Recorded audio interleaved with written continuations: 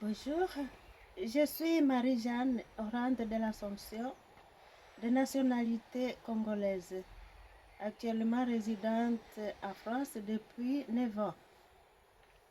Je vis à Créteil, à la communauté généraliste.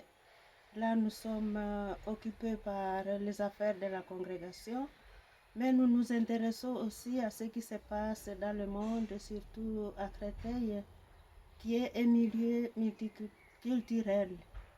Il accueille beaucoup de gens, il y a beaucoup de migrants qui arrivent là, que nous rencontrons à la paroisse.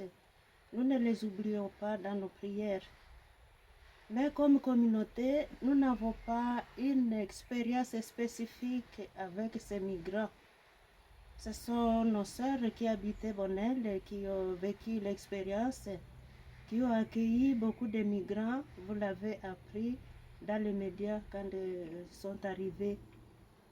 Elles s'en sont occupées en collaboration avec l'association Habitat Humanisme. Sœur Monique a fait l'expérience, elle les a accueillis, cela nous a beaucoup intéressés et elle va vous partager leur expérience. C'est comme ça que je lui passe la parole, elle va vous expliquer comment ils ont vécu avec eux, aidés par l'association Habitat Humanisme. À vous, Monique. Marie-Jeanne m'a déjà un peu présenté, donc je vis depuis 5 ans à Évry en Essonne, après avoir vécu au monastère de Bonnel dans les Yvelines. Et notre monastère n'était plus aux normes et nous n'avions plus les forces physiques pour assumer le quotidien, donc nous l'avons cédé à Habitat Humanisme.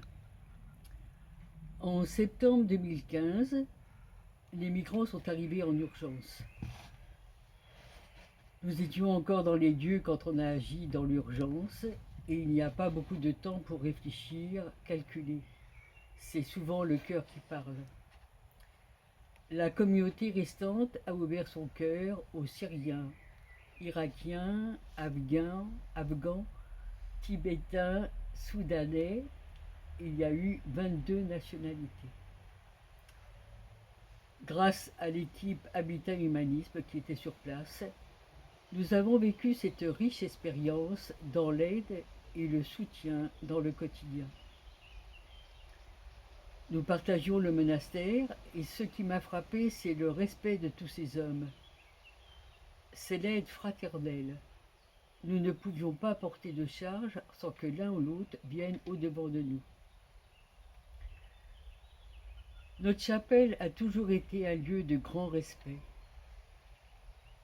Durant l'adoration, il n'était pas rare de voir des résidents musulmans, bouddhistes, venir s'asseoir en grand silence.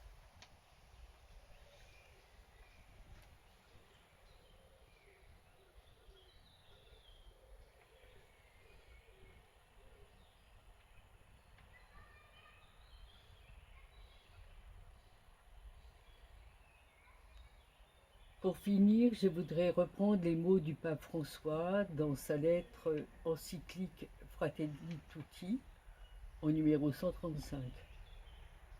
Les migrants, si on les aide à s'intégrer, sont une bénédiction, une richesse, un don qui invite une société à grandir.